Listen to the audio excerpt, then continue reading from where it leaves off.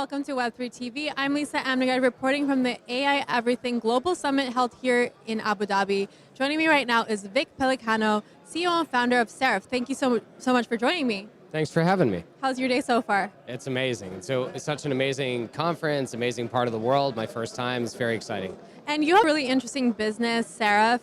You work in manufacturing. So tell us a little bit more about what you're doing.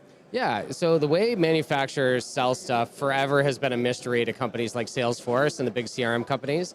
They never got good penetration there, and unfortunately manufacturers around the world never got the sales tools they deserved. And I have history in that space. I had a company called Verenia that I ran for 10 years and sold to Oracle 3 years ago. And I know that they didn't have the tools they needed, and I didn't really have a tool set to build them one on until AI really got advanced the last few years. So I left Oracle and started Seraph to service those manufacturers and their sales and customer service people so that they could, help make the world a better place, which is what manufacturing does, right? Everything we use every day, these microphones, everything else, somebody's got to make it, and nobody's helping those guys, and we are. So AI is now impacting all businesses, but in what way can AI help the manufacturing business, and how are you helping the manufacturing business? It's the most important business to help. I mean, there's nothing we do that's more important than making stuff. Everything else is just an extrapolate on top of that. How did you get here? Airplane. How are people watching this? Computer. You know what I mean? It's everything we do all day is based on physical stuff. So I find it funny that it's kind of an afterthought to most folks, the manufacturing aspect. And how you can help them, right, is they have the most amount of information and data to go through, right? So like if you're selling software or you're selling, TV or space or crypto, it's just kind of a marketing angle, right, at the top level. Underneath it, it's not technically different, right? It doesn't have size, shape, dimensions, tolerances. All that for manufacturers, that's what they have to have. They have to have all this really hyper-technical data about their products. They have to have it written down, and they have to have everybody in the organization memorize it and be able to speak it. That's why it takes years and years to ramp people up.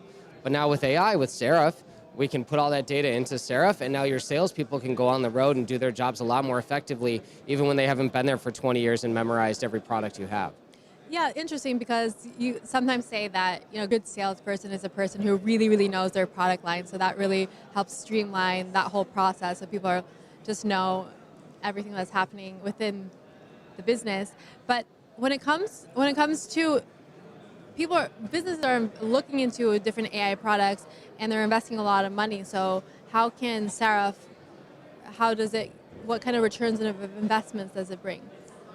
I'm glad you phrased it that way, return on investment, because it's really hard to do. I would say I very rarely see an AI tool pay for itself. And that's why we focus where we focus, right? Because the return on investment is very obvious. You sell more stuff, right? So you buy Seraph and you look at it and you say, okay, Seraph costs X, right? How many more units do I have to ship to pay for it? And then you make the business case. You say, okay, if I enable your salespeople, your support people with these tools, then what happens? Can you sell more stuff? The answer is yes. There, ROI, clear. I think a lot of people get stuck on the idea of some finance application or keeping some machine uptime or some algorithm like that. But it's hard to demonstrate ROI that way, right? Like, oh, the machine didn't go down last year because we installed an AI on it and monitored the output. Maybe it wouldn't have gone down anyway. You know what I mean? Or you saved some guy a report he does 4 hours a month. Yeah, that's great. But that guy's still getting a full paycheck.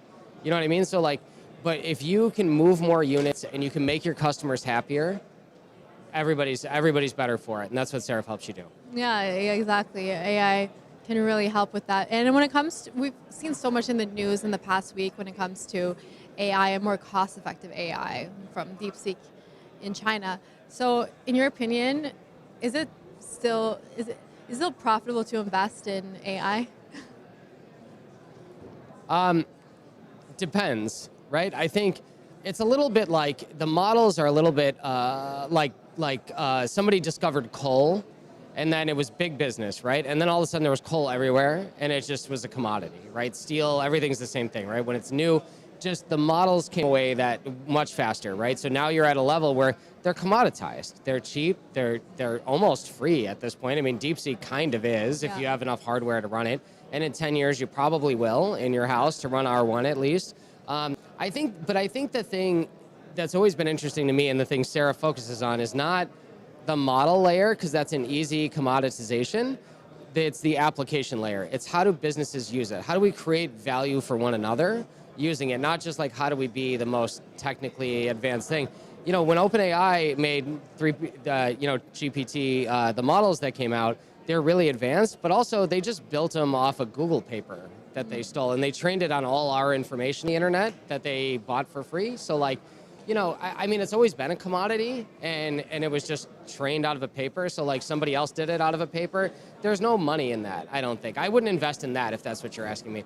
But if you're telling me, like, can AI make people's lives better, and is that worth investing in? It's always worth investing, making people's lives better. And especially when it comes to verticals and specializing in a specific area. Exactly. And I know you came here all the way from the U.S. What do you think about the UAE and their AI landscape?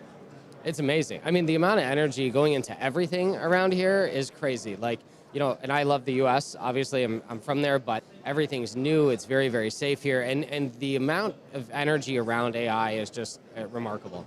Has there been anything that stood out so far when it comes to companies that you've met or anything?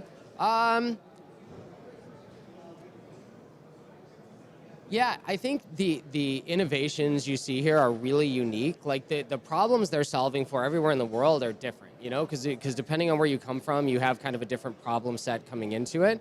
So you don't know what you're working on. Like I have a manufacturing background. I worked at one. I had a company there that I sold to Oracle, and now I still work there, right? Because that's my problem set. I know this problem. I know it needs to be solved, and I know the value of solving it.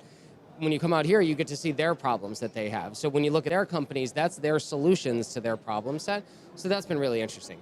And also the food, the architecture, you know, amazing. Yes, it's definitely a fun place to be. Well, thank you so much for speaking with me. It was a pleasure. Thank you, Lisa. And we'll be bringing you more interviews. Thank you for watching. I'm Lisa Amnagard. You're watching Web3 TV.